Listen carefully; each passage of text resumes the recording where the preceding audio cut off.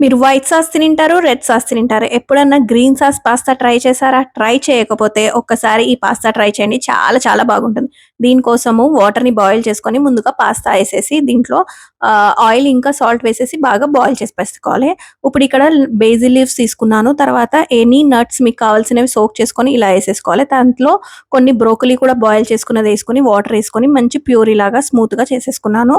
ఇది గూడా పక్కకు పెట్టేసుకొని ఇప్పుడు పాన్‌లో కొంచెం బటరేసి మీకు కావాల్సిన వెజిటబుల్స్ ఏవేవైతే ఏస్తారో ఆ వెజిటబుల్స్ యాడ్ చేసేసి దీన్ని ఒక 5 మినిట్స్ పాటు ఇలా రోస్ట్ చేసుకోవాలి. వెజిటబుల్స్ అనేటివన్నీ కూడా క్రంచీగా ఉండాలి. సాఫ్ట్‌గా అయిపోవద్దు. ఇప్పుడు మళ్ళీ కొంచెం బటరేసేసుకొని దీంట్లో కొంచెం గార్లిక్, ఆనియన్స్ ఏసేసి వీటిని కొంచెం రెడ్ వచ్చే వరకి లైట్ బ్రౌన్ వచ్చే వరకు చేశాక దీంట్లో కొంచెం మైదా పిండి కూడా ఏస్తున్నాను.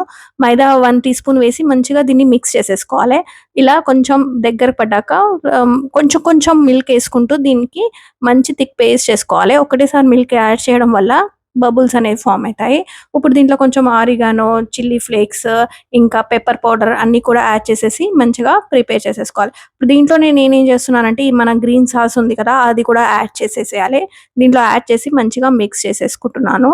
దీంట్లో ఇప్పుడు కొంచెం దానికి రుచికి సరిపడా సాల్ట్, ఇంకా మనం ప్రిపేర్ చేసుకున్న వెజిటబుల్స్ కూడా యాడ్ చేసేసి బాయిల్ చేసుకున్న పాస్తా కూడా యాడ్ చేసి ఫైనల్‌గా మీకు కావాలంటే దీంట్లో చీజ్ స్లైసెస్ కానీ, చీజ్ కానీ వేసేసుకుంటే చాలా చాలా బాగుంటుంది.